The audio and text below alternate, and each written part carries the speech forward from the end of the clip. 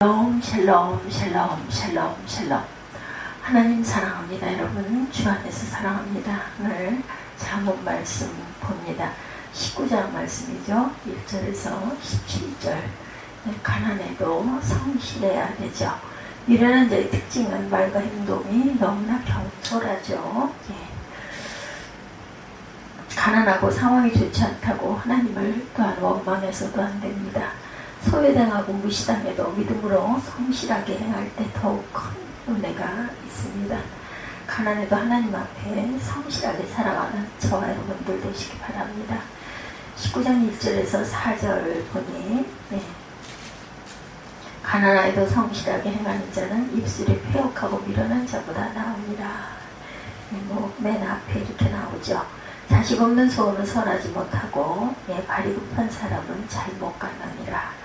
지식 없는 소원은 선하지 못하고 지식이 없는 소원은 선하지 못하고 발이 급한 사람은 잘못 가느니라. 사람이 미련함으로 자기 길을 굽게 하고 마음으로 야훼를 원망하느니라. 재물은 많은 친구를 더하게 하나 가난한 집 친구가 끊어진다. 이렇게 4절까지 내용입니다.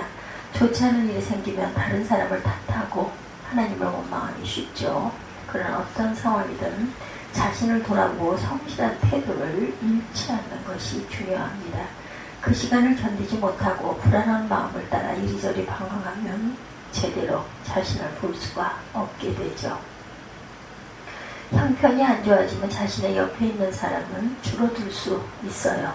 그러나 은밀히 보시는 하나님이 계시다는 것 우리는 알고 있습니다. 우리가 흔들리지 않고 하나님을 떠나지 않을 때 하나님도 신실하게 우리를 지켜주십니다.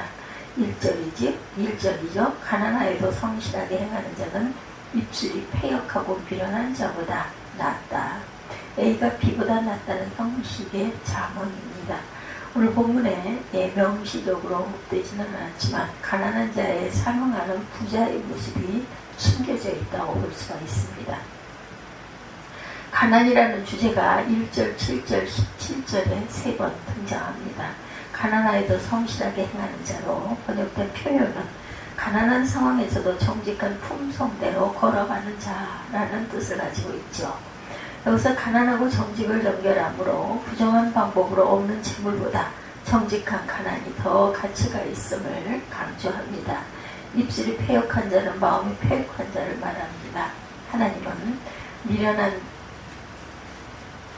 마음이 패역한 부자를 인정하지 않으세요.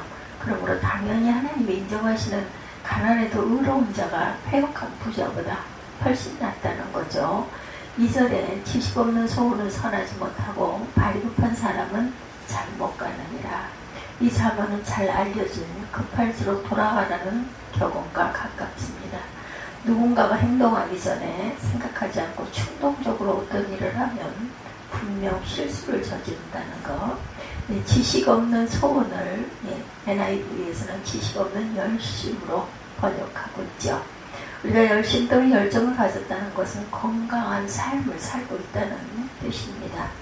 라오디게아 교회는 차지도 덥지도 않은 미지근한 상태여서 책망을 받죠. 그러나 오늘 본문 잠언은 지식이 없는 열심과 열정을 또한 경고하고 있습니다. 여기서 지식은 발이 급한 사람의 모습과 연결이 되는데 지식이 없으면 충동적이 되기 쉽고 발이 급한 행동, 성급하고 충동적인 모습은 이성의 기능이 제대로 작동하지 못하는 것을 의무합니다.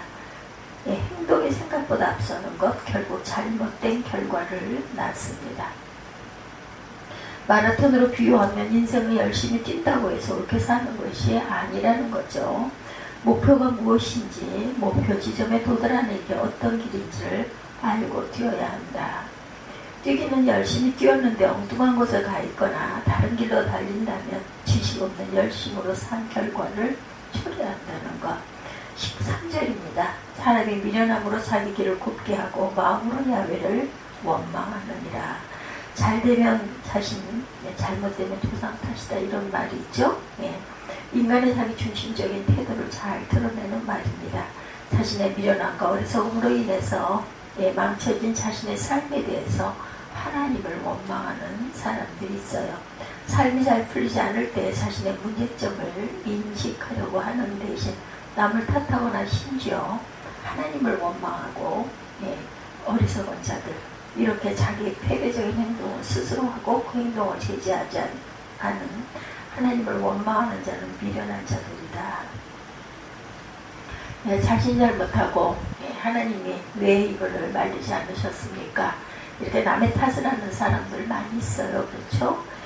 가인은 하나님을 기쁘게 받으실 수 있는 제사를 자신이 드리지 않았다는 것을 인식하지 못하고 오히려 제사를 받지 않은 하나님께 분노하고 원망합니다. 자신의 문제를 하나님께 전가하죠. 자신의 제사를 받지 않고 아벨의 제사만 받으신 하나님께 분노하죠. 그 분노를 결국에는 아벨을 죽이는 것으로 나타내서 최초의 인류의 살인자가 되고 맙니다. 4절입니다. 재물은 많은 친구를 더하게 하나 가난한 즉 친구가 끊어지느니라. 7절이죠. 가난한 자는 그 형제들에게 미움을 받거든 하물며 친구야 그를 멀리하지 아니하겠느냐. 따라가며 말하려 할지라도 그들이 없어졌으리라. 아무리 말을 해도 말대답도 하지 않고 보이지도 않는다. 17절에 가난한 자를 불쌍히 여기는 것은 야훼께 구워드리는 것이니 그의 선행을 그에게 갚아주시리라. 가난한 자를 불쌍히 여기고 돕는 마음 자세가 필요하다. 본문에서 가장 많이 나타나는 주제가 가난과 재물입니다. 4절과 7절은 가난이 삶에 어떤 영향을 미치는지를 관찰한 기록입니다. 많은 재물은 친구가 많아지게 하지만 재물이 사라지면 그 친구들도 떠난다. 탕자가 많은 재물을 가지고 타국으로 갔을 때 처음에는 많은 친구들이 모였죠. 그러다 재물이 떨어지니까 많던 친구가 하루아침에 다 사라지고 맙니다. 도움받을 게 없으면 다 사라져버리죠. 같은 맥락에서 7절은 가난한 자가 형제와 친구들로부터 외면을 당하는 일반적인 상황을 묘사합니다. 어렵게 공부하고 살다 보면 학교 다닐 때 찾아온 형제가 아무도 없더라는 거죠. 그렇다고 형제들을 원망해 본 적도 없고 인심이 그렇다는 것이죠. 형제들을 외면하는데 친구들을 오죽하겠나. 이것은 재물을 중심으로 형성되는 인간관계를 냉정한 실상을 강조하는 말입니다. 이런 사회적 현상에 대한 신학적 대안은 17절에 제시가 되죠. 가난한 자에 대한 선행을 구제 측면을 뛰어넘어 창조 질서에 순응하는 지혜로 설명합니다. 17절 봅니다. 가난한 자를 불쌍히 여기는 것은 야훼께 구워드리는 것이다. 그의 선행을 그에게 갚아주신다라고 말씀합니다. 입술이 폐역하고 미련한 자가 가난한 자보다 더 안 좋은 까닭이 어디에 있어요? 무엇을 구워준다는 것인지 그 대상이 생략되었는데 문맥을 볼 때 은혜나 복이 생략된 것으로 볼 수 있죠. 야훼께서는 그들이 베푼 은혜대로 갚아주실 것이다. 입술이 폐역하고 미련한 자는 가난한 자보다 더 안 좋은 까닭이 무엇일까? 성실히 행하는 자는 좋지 않은 상황을 벗어날 수 있지만 미련하게 행하는 자는 사망의 길을 계속 걸어 들어간다. 한 사람의 신앙은 위기를 만났을 때 여실히 드러납니다. 평소에는 경건한 모습을 보이다가 뜻하지 않은 어려움을 만나면 하나님을 떠나는 사람들이 많아요. 살다 보면 가난해지거나 고난을 만나 어려움을 겪을 때 있습니다. 그러나 그때도 하나님에게서 멀어지는 길로 잘못 행하지 않도록 주의해야 되겠죠. 어려움을 만났다고 속히 하나님을 떠나는 것은 가장 미련한 방법이다. 우리는 하나님의 역사를 잘 이해하지 못합니다. 하나님은 어려움을 겪을 때도 그분 곁에 있는 이들에게 은혜를 내려주시죠. 환난과 어려움에도 평안을 누릴 수 있는 것 진정한 복입니다. 가난에도 공정하게 대해라. 5절에서 10절에 보면 이렇게 말씀하고 있습니다. 5절부터 보죠. 거짓 증인은 벌을 면하지 못할 것이요 거짓말을 하는 자도 피하지 못하리라. 너그러운 사람에게는 은혜를 구하는 자가 많고 선물 주기를 좋아하는 자에게는 사람마다 친구가 같으니라. 선물 나눠주는데 그걸 싫어할 사람이 없어요. 그렇죠? 지혜를 얻는 자는 자기 영혼을 사랑하고 명철을 지키는 자는 복을 얻느니라. 가난한 자는 그의 형제에게도 미움을 받거든 하물며 친구야 그를 멀리하지 않겠느냐. 따라가며 말하려 할지라도 그들이 없어져 버렸다. 거짓 증인은 벌을 면하지 못할 것이요 거짓말을 하는 자도 피하지 못하리라. 너그러운 사람에게는 은혜를 구하는 자가 많고 선물 주기를 좋아하는 자에게는 사람마다 친구가 되느니라. 5절에서 10절. 너그러운 사람에게는 은혜를 구하는 자가 많고 선물 주기를 좋아하는 자에게는 사람마다 친구가 된다. 가난한 자는 그 형제들에게도 미움을 받거든 하물며 친구야 그를 멀리하지 않겠느냐. 따라가며 말하려 해도 아무도 듣는 사람도 없습니다. 지혜를 얻는 자는 자기 영혼을 사랑하고 명철을 지키는 자는 복을 얻으리라. 거짓 증인은 벌을 면하지 못할 것이요 거짓말을 뱉는 자는 망할 것이니라. 미련한 자가 사치하는 것이 적당하지 못하거든 하물며 종이 방백을 다스리느냐 이렇게 말씀합니다. 늘 바르게 말하고 사실을 왜곡시키지 않도록 해야 한다. 사람들은 흔히 가난하거나 힘이 약한 사람들을 무시하고 진실을 왜곡하는 경우가 많아요. 그러나 심판의 기준이 사람의 형편에 따라 달라져서는 안 되죠. 보이는 겉모습과 상황을 넘어 일을 이루시고 세상을 경영하시는 하나님이 계시다라는 것을 우리 잊지 말아야 합니다. 당장의 상황만을 위한 거짓말을 하고 공정하지 못하면 벌을 피할 수 없고 망한다. 19장 5절에 거짓 증인은 벌을 면하지 못할 것이요 거짓말을 하는 자도 피하지 못하리라. 증인의 역할은 참으로 중요합니다. 사람을 살리기도 하고 죽이기도 하죠. 진실한 증인은 자신이 보거나 들은 것에 대해서 거짓 없이 증언합니다. 사도행전 4장 19절에 베드로와 요한이 말하는 부분이 나오죠. 베드로와 요한이 공회 앞에서 신문 받을 때의 일입니다. 너희 말을 듣는 것이 하나님의 말씀을 듣는 것보다 옳은가 판단하라 이렇게 말하죠. 요한이 대답해서 베드로와 요한이 우리는 보고 들은 것을 말하지 아니할 수 없다. 그대로 우리는 말할 뿐이다. 만약 사도들의 증언이 거짓이었다면 그들은 하나님으로부터 벌을 받을 것이죠. 구약시대 많은 거짓 선지자들은 거짓 증언들을 많이 합니다. 보지도 않고 듣지도 않은 것을 보고 들으냐 예언하다가 하나님으로부터 직접 심판받은 자들도 있어요. 예를 들어서 예레미야 당시 선지자 하나냐는 거짓 예언을 합니다. 예레미야 18장 2절에 만군의 야훼 이스라엘의 하나님이 이같이 일러 말씀하시기를 내가 바벨론의 왕의 멍에를 꺾었느니라. 18장 3절에도 바벨론의 왕 느부갓네살이 이곳에서 빼앗아 바벨론으로 옮겨간 야훼 성전 모든 기구를 2년 안에 다시 이곳으로 되돌려오리라. 하나님은 예레미야에게 하나냐를 보내지 않았다고 말씀해요. 28장 15절에도 보면 선지자 예레미야가 선지자 하나냐에게 이르되 하나냐여 들으라. 야훼께서 너를 보내지 아니하셨거늘 내가 이 백성에게 거짓을 믿게 하는도다.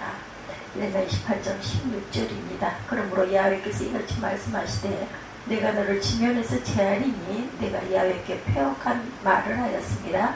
내가 금년에 죽으리라 하셨다 하더니 17절에 선지자 하나냐가 그의 7째 달에 죽었더라. 거짓말을 한다는 것은 마귀를 쫓고 있다는 증거입니다. 마귀는 거짓의 합이죠. 거짓 증거를 사악하고 파괴적입니다. 거짓 증거는 반드시 벌을 받고 멸망하게 된다는 것.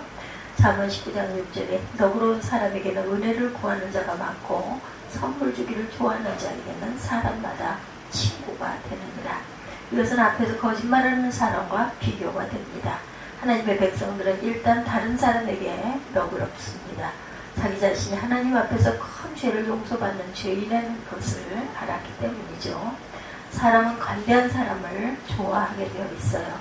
관대한 사람은 다른 사람을 공격하지 않습니다. 사회생활하면서 지나치게 공격적인 말을 하는 사람을 좋아하는 사람 아무도 없죠. 하나님의 백성들은 일단 다른 사람의 실수에 대해서 너그럽습니다. 인간은 누구나 다 악한 존재인 것을 알고 악한 것을 이해하는 거죠. 그리고 다른 사람에게 선물 주기를 좋아한다는 것은 다른 사람이 행복해하는 것을 좋아하는 사람을 말하죠. 하나님의 은혜를 받으면 사람은 누구나 다 행복할 자격이 있다는 것을 알게 되죠. 그래서 은혜 받은 사람은 어떻게 해서든 다른 사람이 행복할 수 있도록 무언가 주는 것을 좋아합니다. 이런 사람에게는 적이 없는 법이죠. 19장 8절에 지혜를 얻는 자는 자기 영혼을 사랑하고 명철을 지키는 자는 복을 얻느니라. 하나님은 우리의 복이 세상의 대인관계에 있는 것이 아니라고 말씀합니다. 세상에서 성공하고 잘 살게 되는 것도 결국 하나님의 복에 달려있는 거죠. 우리가 하나님의 말씀을 얻는 것이 지혜인데 하나님의 말씀을 가질 때 우리 영혼이 윤택하게 되죠. 우리 영혼이 건강하고 하나님 앞에서 아주 가치 있게 됩니다. 명철은 우리가 하나님의 말씀대로 실천하는 것인데 하나님의 말씀대로 하면 복이 임한다. 하늘의 복이 임하면 세상의 복은 저절로 따라오죠. 잠언 19장 9절입니다. 거짓증인은 벌을 면하지 못할 것이요 거짓말을 뱉는 자는 망할 것이다. 5절 말씀을 반복해 강조합니다. 세상 사람들이 진실을 말할 수 없는 것은 진실을 말할 용기가 없기 때문이기도 하죠. 세상은 사회 구조 자체가 거짓을 강요할 때가 많기 때문입니다. 그러나 거짓 증언을 하는 자는 하나님 앞에서 벌을 받게 된다. 그 거짓 증언으로 피해를 보는 악한 사람들이 있기 때문에 거짓 증언을 한 사람은 피해를 보는 약한 사람을 책임져야 합니다. 그러나 하나님의 백성들이 증언할 때 진실을 말하는 것이 본인에게 힘이 되죠. 이 세상에서 거짓을 원하는 자들은 내가 보호해줄 책임이 없기 때문이에요. 거짓을 말하면서까지 다른 사람을 도와줄 필요는 없습니다. 가끔 사단이 우리를 시험할 때 어려운 문제가 꼬여서 도저히 우리 힘으로 풀 수 없을 때가 있어요. 그런데 이때 진실을 이야기하면 이상하게 쉽게 풀릴 때가 많습니다. 사단은 진실과 믿음 앞에 힘이 없어지기 때문이다. 19장 10절입니다. 미련한 자가 사치하는 것이 적당하지 못하거늘 하물며 종이 방백을 다스리느냐. 금사와의 운전관처럼 서로 잘 어울리는 것이 있는 반면에 서로 맞지 않은 것도 있어요. 솔로몬은 미련한 자가 사치스럽고 보화스럽게 사는 것은 어울리지 않은 짝이다 이렇게 말합니다. 그렇다고 해서 지혜로운 자가 사치스럽고 보화스럽게 사는 것도 어울리는 짝은 아니죠. 왜냐하면 명철한 자는 외적인 화려함을 추구하거나 과소비를 하지 않습니다. 미련한 자가 많은 재물을 얻어 사치하는 것과 종과 주인을 다스리는 것은 창조 질서에 어긋납니다. 지혜는 창조 질서에 순응하죠. 때로는 창조 질서에 맞지 않는 일이 일어나지만 궁극적으로는 질서대로 모든 것이 자리가 잡히죠. 당장은 힘이 없는 사람이라도 멸시하지 않고 공정히 대해야 하는 이유가 무엇이라고 생각합니까? 우리는 미래를 알 수 없기 때문에 지금 약하고 어려운 사람이라도 그의 원한을 사지 않도록 주의해야 합니다. 강한 자 앞에서 약해지기 쉽고 약한 자 앞에서 행포를 부리기 쉬운 것이 인간의 본성이다. 그래서 어려움에 처하면 주변 사람들이 하나둘 떠나 외로워집니다. 그러나 하나님의 백성이라면 이를 극복할 수 있어야 되겠죠. 성도라는 이름으로 살면서 외적 조건에 따라 다른 사람을 판단하지 않았는지 돌아봅시다. 믿음의 공동체라고 하면서 오히려 외모와 재산으로 나뉘어 있지는 않은지 우리가 하나님의 자녀라면 그분을 닮은 마음을 가져야 되겠죠. 도리 어려운 사람을 돕고 살피는 것이 예수를 닮은 하나님의 자녀들의 모습이죠. 가난한 자는 하나님이 돌보신다. 11절에서 17절입니다. 가난한 자가 가진 힘은 보잘것없어도 그의 뒤에 하나님이 계심을 잊지 말아야 합니다. 약한 자라고 그에게 함부로 화내거나 무시해서는 안 되겠다. 그 누구도 하나님의 노하시면 두려워 떨 수밖에 없어요. 또 자신이 빈궁에 처했을 때 하나님이 도우실 것을 기억해야 합니다. 원망하지 말고 성실하게 행하고 나아갈 때 하나님께서 돌아보시죠. 미련한 사람은 역사하는 하나님을 바라보지 못해요. 그러나 지혜로운 자는 배후에 역사하시는 하나님을 믿음으로 바라볼 줄 압니다. 11절입니다. 노하기를 더디하는 것이 사람의 슬기요 허물을 용서하는 것이 자기의 영광이다. 12절에 왕의 노함은 사자의 부르짖음 같고 그의 은택은 풀이의 이슬 같으니라. 11절에 지혜로운 삶은 한 가지 예로 노하기를 더디하는 것을 제시합니다. 타인의 허물을 용서하는 것도 지혜입니다. 그러나 용서는 타인을 위한 것이 아니라 용서하는 자를 위한 것이죠. 그래서 용서한 자가 영광을 얻게 된다. 12절은 왕의 노함을 엄중함과 은혜의 중요성으로 강조합니다. 풀위에 있으는 비가 거의 오지 않는 지역에서 생명을 유지하는 데 꼭 필요한 것이다. 이것은 왕의 은총이 백성의 생명을 유지하는 기름을 강조합니다. 이 잠언은 왕의 진노를 피하고 은총을 얻기 위해 노력해야 함을 교훈하고 있어요. 10점 4절에 미련한 아들은 그의 아비의 제하며 다투는 아내는 이어 떨어지는 물방울이다. 집과 재물은 조상에게서 상속하거니와 슬기로운 아내는 야훼께서 말미암느니라. 미련한 이들이 부모에게 근심과 고통을 주는 것처럼 다투는 아내는 남편에게 지속적으로 떨어져 내리는 물방울과 같다. 이러한 물방울은 결국 집이 무너지죠. 자녀는 부모의 관계가 친밀하더라도 자녀의 미련함이 제한이 되는 것처럼 남편과 아내의 관계가 친밀하더라도 아내의 미련함은 결국 가정이 무너집니다. 14절에 슬기로운 아내는 야훼께서 주신 것이라고 말하면서 지혜 있는 여인의 가치를 높입니다. 이 잠언에 나타나는 교훈은 아내를 결정하는 것은 야훼시니 아무것도 하지 말고 기다리라는 뜻이 아니죠. 좋은 아내 얻기를 간구하며 준비하라는 것입니다. 15, 6절에 게으름이 사람을 깊이 잠들게 하나니 태만한 사람은 줄일 것이니라. 계명을 지키는 자는 자기 영혼을 지키거니와 자기 행실을 삼가지 아니하는 자는 죽으니라.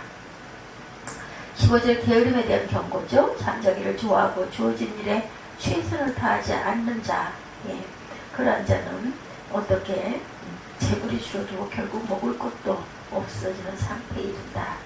이러한 게으름의 태도를 계명을 지키지 않는 것으로 해석을 합니다.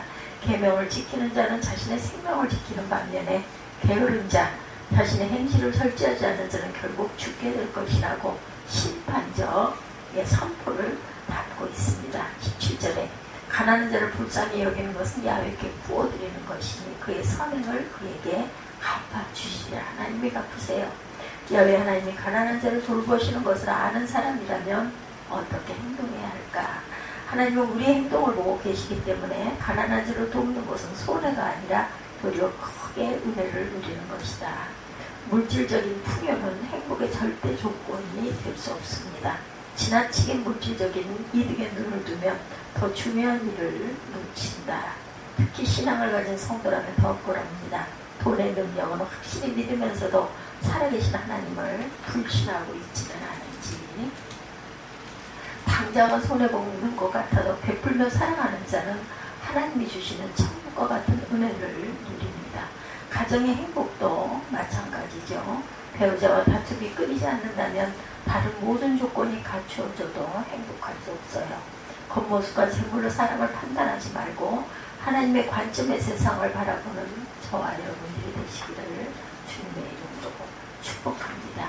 오늘 잠언 19장 1절에서 17절까지 우리가 가난해도 성실하고 이웃을 돌보고 하나님께 구워드리는 그런 마음으로 살아가는 저와 여러분들이 되시기를 주님의 이름으로 축복합니다. 기도하시겠습니다.